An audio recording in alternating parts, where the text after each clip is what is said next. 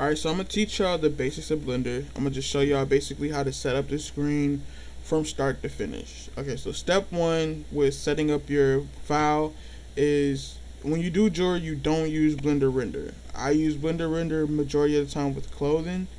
In the beginning stages of clothing, so I can use my AO modifier, my AO material slots. So at the top of your Blender, make sure you change that from Blender Render to Cycles Render. And then you want to you want to split up your screen into three. So I keep one main screen, I have two screens for the baking of the actual pendant and stuff. So what I'm going to tell you to do is use this up here in this corner. It's like three little lines. Pull it.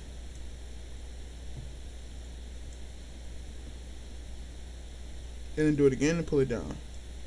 These tools right here you don't need because it's just a replicate of what's on the left side of the screen already.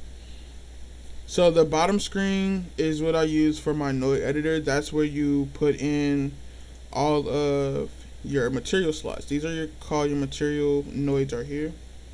This is what you put together to create a material. I use the other screen for my UV. This is also that when I unwrap something, for example, I'm going to unwrap this cube for now. You have everything here. You can also alter UV map here. You can grab it with the G and just move it around. You can do whatever you want. If you're the type of person who, are very tedious about your UV maps. Now, what I've always told people is that when we do jewelry, you don't necessarily have to mark seams. I only mark seams when I'm doing clothing and shoes. I do not mark seams with jewelry unless it's like something I need to write on or I need to, tweak inside of Photoshop or GIMP prior to me uploading it into Blender. Into SL. Okay. So this is how your screen should look majority of the time when you're starting a new project. Okay. And I'm only using what's in the class material so that y'all don't think like, I'm using extra stuff outside of the class materials. Okay. So for now, I'm going to close off these two screens and I'm going to go to the side and kind of just work on what's over here. Alright, so depending on what kind of computer you have, you might want to keep things low. But the resolution has to be at 100 to give you the full quality of the render. Now, render resolution is the size of the image when you're rendering. So for here, if you were rendering an image for like a jewelry, a chain, a pair of sneakers, a hat, anything. If you want it to be 5,000 by 5,000, then you put 5,000 by 5,000 here. When I'm doing what I'm doing, I always put 2048 because that's the size of, that's the max size you can put in SL. If you know other ways of putting bigger images in there, then So I put 2048 here. I make sure that I increase my percentage to 100, as well as my color depth is 16, and I always do RGBA. Okay. Freestyling I don't use at all. Sampling is what I use the most. Over here in the corner you'll see render and preview. And render depending on your computer. Okay. This can go up. This will also affect your bake time and your render time. I myself personally, the only thing I bake at really high numbers are materials for diamonds. Diamonds, baguettes, ovals, pear diamonds, anything like that, cushion diamonds is what I do high numbers on. And then I usually try not to go over 30,000. So for now, what I'm going to tell you to do is put it at 1500, as well as preview at 1500. Okay. Further down is performance. This is for those that are using this class to learn how to render or want to render later on. Okay, so here, if you do 64 squares by 64 squares, meaning that's how many squares it will work on at a time. So since we up here at the top we put 2048, when you're rendering and you're trying to render an image, you need to put 2048. That way it's rendering the full image and just not pieces of the image, because if you do the full image all at once, you might like it at a certain point and you don't have to keep it rendering. If you only do the 64 by 64, then it's little boxes of the render all over that are being rendered instead of the full image. Whereas if you like how it looks at some point when the render is going on, if it's at 64, then you won't have a full image to use. So that's why I tell people to make sure they change this at all times. Make sure you change this at the very beginning. Okay, and then down here you see the word baked. You want to keep it on combined because you want everything in the environment that is being used to create your material to be baked. That's pretty much what that is. So here is what this camera position is about. It's about your renders and your bake. Now, okay, so my son was baking something the other day and he was like, oh, it's using a lot of CPU. This is what I mean about you could change it. I keep mine on CPU because I really don't have no problem. The bigger my pieces get, the more complex my pieces are, is when I change. Because when you change it to the GPU, not only is sometimes the texture more crisp, but it doesn't take as long for the higher qualities. So like this, for example, the time that I would do this is when I'm baking a diamond or some type of diamond material. Silvers usually come out the same way regardless. There's really no way to make a silver better, you know what I'm saying? So there's really no point in changing this unless you just feel like you want to. Over here to the side you have all of your tools. I'm mainly showing you what I use the most versus what's being put in your face so you don't get confused. The main thing I use the most is I don't really use any of these shortcuts right here. These are shortcuts on the shortcut list that you should have learned by now. I do use the mirror modifier, but then I use that over here in this tab. Once I put a cube in, you'll see the modifiers pop up. Scale, rotate, you know, if you really looked at your hotkeys list, scale is S, rotate is R. I don't use translate, and I don't use mirror on this in this tab. Create, this is where you can add different meshes. So plane, a plane, which is just, you know, a plane. It's not really even a full mesh. Another one that I use is the cube. I use a circle every now and then. Not really, but not every now and then, like I said. The spear is another way for, I'm just gonna throw this in there now. It's another way for people to do prongs. This is the more high poly way to do that because you can't really split this in half. I mean, we could try, but I don't think it's really gonna work all the way through to the other side.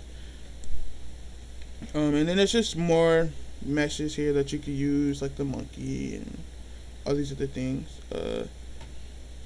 The only time I use curves is when I'm making a full chain. I mean, like the links, like a Cuban link or tennis. This is when I use the Bezier curve.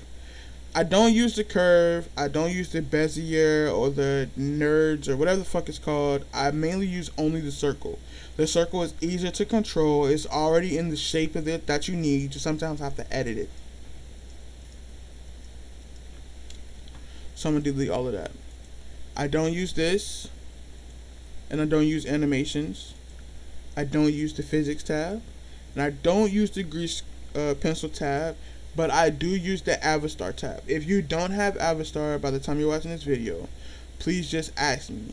The main reason I use Avastar is because some projects can be higher in verts, and if you use Avastar to export, you can upload higher poly meshes to SL without the complexity being extremely high. I know some of my items can push your complexity up about 200 to 400,000 at any given time, depending on how complex the actual project is. So, for example, if I have a project like the recent one I did with the Fear No Evil on the side, there are multiple pieces in that. There is the diamonds, the different color of diamonds. You have the baguette, you have the prong, you have the cross, and then you have the main piece. So altogether, I think it was about 6 or 7 pieces. Each piece was very high in complexity, very high poly. So I used Avastar to export to force it into SL. Sometimes that will not work. So if you have a vert count that's anywhere from probably like 90,000 to 101, I think the most I've ever been able to upload is 110,000 in verts. And the way that you know your vert count is up at the top. It gives you all your mathematical breakdowns at the top, from verts to objects to tries to faces. Everything as far as calculations like that will be at the top of your software frame. Okay. All right. So the next thing is I want to show y'all is basically like the step one of getting started on a project. Step one, I always make sure I have all of my reference images. I make sure I have a side view. I make sure I have a front view, a back view, if there is something on the back that you need to replicate. Other than that, I really don't. Me personally, I cannot mesh just from seeing a picture or something. I have to have a full detailed picture because there might be things that you miss that the person may want or anything like that. A lot of people don't know what it's like to mesh until they have to get into it. So people want details, but if they're not giving me images that show me detail, I can't give you what I don't see. So that's what the reference images come in. So the first project that we're going to do today is inside of the class materials. And so the first thing we're going to learn today is how to put in your reference image inside of Blender. So in your main screen, all these screens over here can kind of be just closed up, but make sure that your tools tab over here is, seeable, or, you can see it. Excuse my vocabulary, I'm not like the most nerdy nigga in the world. Alright, so this is how you put your image into Blender to kind of, basically what I do is I trace more than anything. So I'm going to show you how to do that. Click background images, make sure it has a check. Drop down menu, add image, then open the image. So you want to go to your desktop, wherever your class materials are is where you want to go. So for me, my class material is here, and I want to put in test project. Some people right away, I think because I've been doing it for so long, is pretty much a given it's going to pop up. But if you do not see it, most times the way to fix that is by hitting the number 5. You see it disappear, and then hitting the number 1. Let's try it again. 5 and 1. 5 puts you on a flat like grid, instead of you seeing the grid like this while you're meshing. So I'll put it back in front view. A lot of times it'll look like this, like when you're trying to mesh, and it's really hard to zoom in and pan the screen and whatnot.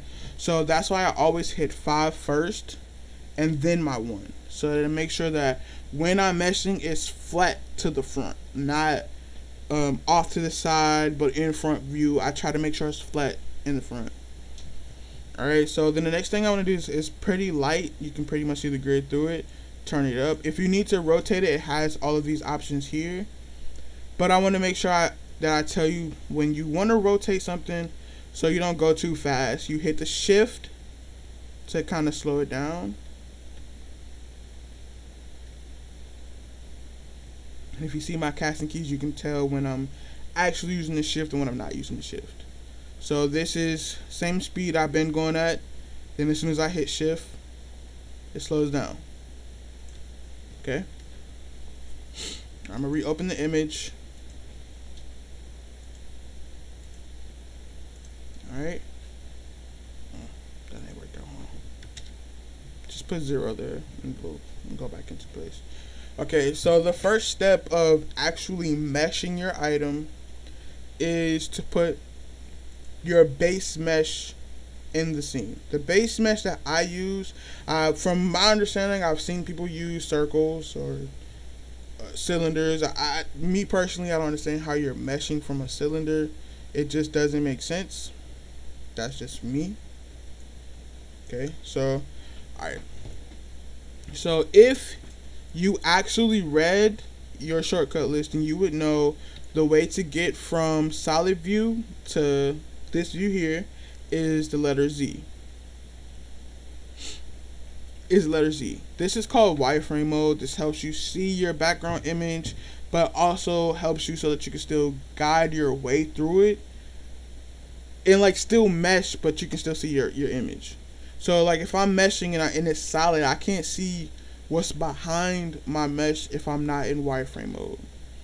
Okay, so the way you get into edit mode with this shortcut is tab, and the way you come out is tab again. So I'm gonna go back into edit mode. I'm going to deselect all of my vertices, which is A. You want to select everything again, it's A again. So I'm gonna just deselect.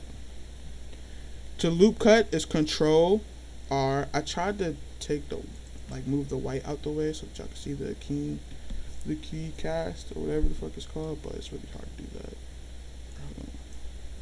Close up some things. Alright, so I'm gonna try to just like mesh off from the side. Okay, so the next thing you want to do is your circle select, which is C. Highlight these two corners and delete them. Right now you want to delete only the vertices. You don't want to delete edges, faces, or anything else. Only use vertices. Okay, hit A to select the remaining vertices. Okay, over here you couldn't see this because we didn't have anything in the scene, but now that we do, this is your Modifiers tab, this is your Environments tab, and this is your Materials tab. These are the three main tabs that you will use while meshing. Okay, so for the modifiers, you will click the wrench, add modifiers, and mirror. Mirror modifier is so that you can mesh the same thing on the other side without having to mesh it twice. So right now I must have, when I loop cut it, I must have moved the vertex over a little bit, like not directly in the middle. So what I'm gonna have to do is line this up perfectly. The way you line this up is you just move it with the X, which is the red arrow, Z is the blue arrow, and Y is the green arrow. Alright. Alright. So in this modifier, so say the mesh that you're trying to create is the same on the left, you would do X. If it's the same on the left and the bottom, so something like a circle, you would do Z. I haven't really used the Y at all, but that's because I don't really mesh backwards. Sorry if I'm like burping and shit, but I just ate. So with this one, if you clip the Y, it'll do whatever you're doing in the front and the back as well. Whatever you're doing at the top, it will do at the bottom as well. So like this. See? So it's basically like meshing one part of it that you can combine together to create the whole piece. Okay? So we don't need Z and we don't need Y.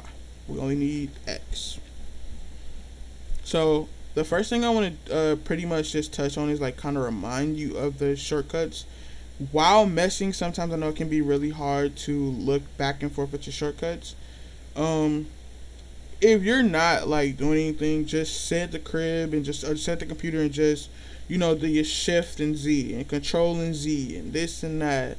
Just kind of play with them for a while so that you can get used to them. Okay, so actually on this piece right here, what I do want to do is I do actually want to clip it, like so I mean cut it in half and mesh on the Z, because it's clearly the same on the bottom as it is on the top. How you do that is you go into edit mode, do your Control R, let it, don't move it, like don't do this, just let it go by right clicking. So what I do is I want to delete these bottom vertices, highlight it, A to select everything, and then Z. See, now when I moved it earlier, I moved it off of its vertice pivot, which is this ball right here in the middle. You're gonna have to try to, like I did earlier, line it back up correctly.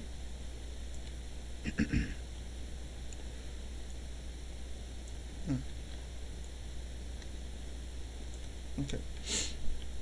Later on, you might see that might cause a problem later, but it's actually easier to fix once you've gotten further along in the meshing. Just do not apply your modifiers until you know that you are completely done with this stage in meshing. Okay, so I'm gonna show you what I'm gonna do. I usually only mesh in face select mode. These are your different modes here. You got your vertice, got your edge, and you got your face select. So in face select mode, what you want to do is you want to highlight the top one, bring it down. So you want to kind of just line up your lines. So in this case, I'm going to bring this one back because I need to extrude over. So like, I'm going to just show it to you because it's harder to explain than it is to just do it. So you want to find the edge of where the vertical part, that's horizontal, I'm stupid as fuck. The horizontal part of the mesh goes. And then you want to extrude over to the next part and then extrude again. This way, not only did you just make it easier for you to create this curve, but it's all about, like, I guess it's like, I don't know how to make it make sense. I guess I'm not really like a teacher per se, but I can teach you how to do something. It's like it makes it easier to manipulate the mesh when you go about it this way. So I see a lot of people who do it like this, where they'll extend it all the way out, and then they'll put their loop cuts here and then here, which is technically the same thing, but it's like, for me, that's like a whole nother extra step I'm gonna have to go through when trying to mesh. So it's just easier sometimes to just calculate as you go instead of going and then having to go back to calculate. So just, you know, extrude, and you go here and you jump into the next extrude. You know what I'm saying? So it's just easier to do it like that. Like, just extrude to what you need and where you need it to be, than to extrude all the way to the end and then have to come back and try to figure out where you should put your loop cuts. Alright. So with this, like, I'm now at the point where I need to try to figure out how I'm going to create a curve. It's just like driving. You have to calculate your speed and how you're going to turn your wheel by the time you get into the turn. So right now we're at the point now where we have to turn. It's like, do I turn now or do I wait? Okay, so one way I'm going to tell you to do it is you can take this piece and extrude it all the way up to the top. Shift it over. Rotate, which is R. And then bring it down. But it's still not flush to how the reference image is. So you just keep working at it and then bring it down. Okay, so see, this is what I mean by it's easier to just extrude and calculate at the same time than it is to have to come back and calculate. So I'm just going to show you what I mean by that. I extruded my piece all the way to the top, but now I need to try to figure out this curve. Whereas now I have to try to figure out exactly how many loop cuts I need in order to make a curve. Now what you could do is just do it like this. But that doesn't really create the curve that you want. Like, you want it to be a curve so that by the time you put your materials on it, it shines correctly. Right now this is not going to work out. So I'm going to backspace. I'm going to back up some. And I'm going to show you how I would do it versus how I've seen other people do it. Okay? So this is what I do. I rotate in the beginning, and then I extrude. Rotate a little bit more, edit, and then extrude. It's easy, just like it's flowing to become the curve. It's easier to do it this way than it is to, you know, extrude all the way up and then loop cut it. Alright, so now what I want to do is I just kind of want to edit this curve so it'll be pretty much perfect. And the way that I edit my curves is to come out of face select and hitting the vertice select button. Using the C select, the circle select, select all the vertices that you want to move. I prefer you to do them one at a time. I would never say move vertices in groups.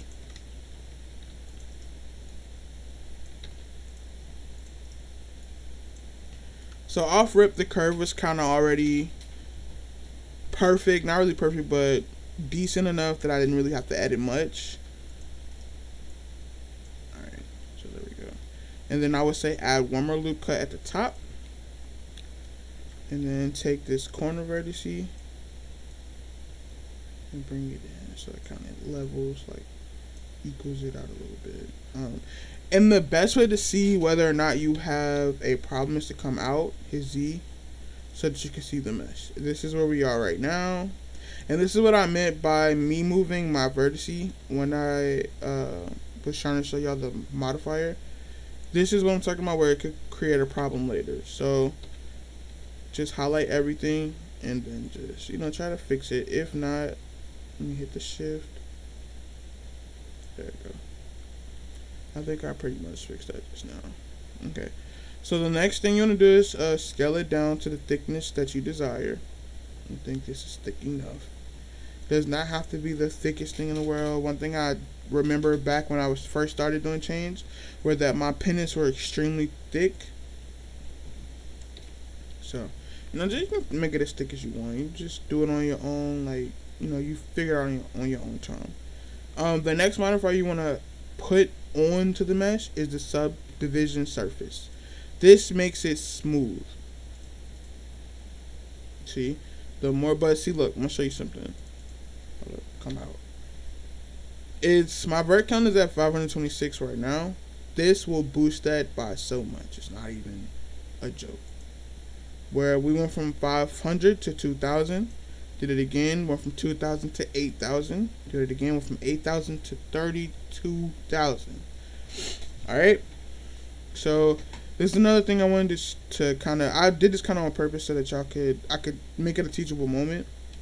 So with the mirror modifier, when you extrude from the original base mesh, it can cause these, what I call butt cracks, because that's what it looks like to me. It's a butt crack. So the way to fix that is to just turn off your mirror modifier, find the solid face. These are solid faces here when you go to select face. These two solid faces are what's causing the crack. See? So you want to select your solid faces and delete them. Turn your modifier back on, and it's gone. Okay? So today's class is mainly about perfecting the shape and getting the shape and setting up your Blender file. Alright, so basically now what I want to do is kind of just make it perfect in a sense. So the first way that I would do that is I always tell my class to start from your sides and only do 2 at a time. So 1, push it back. Okay, so I'm going to just show y'all something. This is how you create a mesh fully 3D. If I add another loop cut on the side, it'll make the front flat. And then now we're still at, I mean, it's still technically 3D, but in the jewelry world, it's still technically 2D because it's flat. It's not curved, it's not fully 3D, and all of the other bullshit that I learned a while back. So when I'm making something that I want to ice out fully, like around the sides with my prongs and stuff, I usually only do 1 loop cut. But for now, this is like something you would do later on once you got to the point where you've mastered placing diamonds and stuff. And I still haven't mastered placing diamonds, which is very hard. I still do the 2D version. Okay, so that's bringing in your shape. The way that you do that is your loop cutting. I forgot to tell y'all that. Your loop cutting is Control R. Every time you add another loop cut, you boost your vertex count. Alright, so the next part is, making this more of a square. I'm gonna just go through it. I'm gonna just do it. Just kind of cleaning it up a little bit. Probably do one more right here. Okay, so another thing is when you do loop cutting, never take it all the way to the edge. Never take all the way to the edge. Because when it comes down for texturing, you want that roundness on the edges to create that shine type of texture. Okay? So It doesn't have to go, and then you can do this as well. Like, you can really fuck up a mesh doing too much. But bring it up some, not too much, just a little bit. Okay. So even up here at the top, do one, but not like all the way. Okay. Okay, so now what I really want to try to attack is the piece that goes here. But don't forget, because we have our mirror modifier on, whatever we do at the top will appear at the bottom. So what I want to do now is I want to kind of predict where I want it to be, which is like right here. So I'm going to have to do another loop cut. And then I'm going to have to cut it to make the perfect square. And then you select that specific square that you just created. Go back into front view.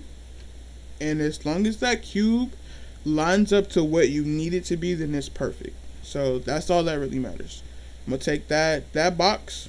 I made the letter E to extrude. And then to get rid of like all of this extra here, you just do another loop cut and close it down. We will fix this. I'm going to show y'all how to fix this. This is something else that everybody has to know. It's like, it's just everything. Sometimes you're going to make holes and stuff, and you're going to have to learn how to fill them up. So this is that. And then so the next part you want to learn how to do is, you don't have to really mesh this part unless you really want to. I know a lot of people like to just try to mesh everything, but here is what you would need. This torus, I think that's really how you say it, I'm not sure. Rotate on X, and then scale it down with the S, and then there you go.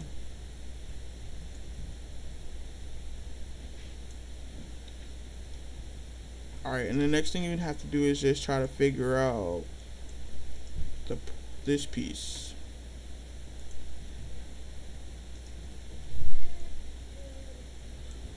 Alright. Don't mind the people in my background, they're very fucking rude, and I know they hear me talking like an instructor, so they should know at this point I'm probably teaching a class. Alright, so that's pretty much that part. I'm gonna show you how to fix this area down here at the bottom. Very easy. So I think now that we're at the point where we've gotten our shape completely how we want it, you can just hit apply modifier. Do not hit apply subdivision surface. You are not completely finished yet. Alright.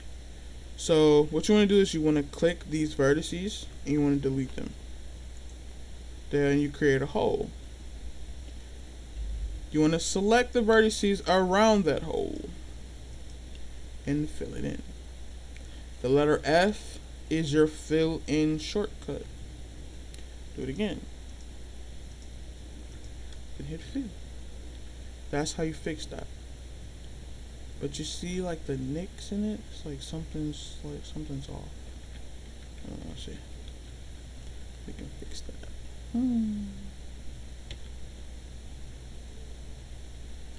I remember putting a loop cut, but I think, see, this is what I'm talking about when I say don't go all the way, like don't use your loop cut and go all the way back, because now when it's time to fix something, I can't fix it because I can't really find the vertices. Yeah, let's see if we can find it like this. Okay, so you can find it, it's here, and then you take it, you click one here and here. The way you'll know if you have the right vertice, you see how when you selected one vertice, they all like highlight in a different area. You want the vertice that highlights around the hole. So these are not the right vertices to select. Okay, so I clicked it the second time, not the first. It's gonna be hard to get it again. Okay, so try to type, like click on the inside of the hole. Alright, I was able to get that time. Fail. Let's see. It's still there. Alright, well, in this class, matter of fact, I've got to figure out how to fix that. So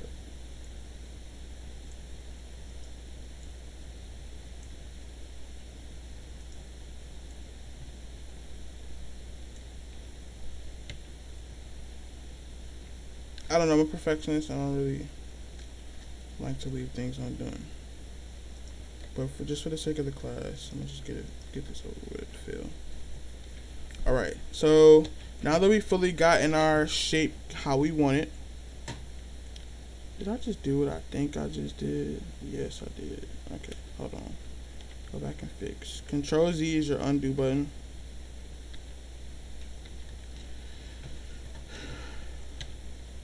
Make sure you hit apply. You cannot hit apply if you're in edit mode. Hit apply. Go down here. Delete the face. You want the vertices though. Select all vertices around the hole. Fill. Select the vertices around the hole. Fill. Tab mode to come out. What in the fuck just happened? I'm confused as to why this keeps happening. Hold up, because I keep doing something wrong. Oh, okay. So I wasn't paying attention. I had the vertices up here selected as well, and then now fix it. All right. Select the verts. Like I showed you the last 13 million times. Fill with the letter F. Select fill with the letter F. Alright, now it's time to put a material to it. Hit smooth on this. Now it's time to put a material to it. So I'm going to show you how to set up your environment. That's this part of the video. To set up your environment. To set up your environment is the screen below, which is this one here. Make sure you do not have the cube selected. Make sure you have the blue ball selected. That's the globe. So like, just think of it as what you want to see around your atmosphere, like in real life, the globe. So you're going to use that. Use noise. I like to zoom in so I can't really see. Add texture, environment texture. Remember, when you do noise, it's color to color. Open. Go to your class materials. HDRI. In this instant, you want to use your metal. You want to use, I'm going to do shiny. I like shiny stuff. I like my shit to be shiny. And then you will see, I'm going to show you how you know if it's changed.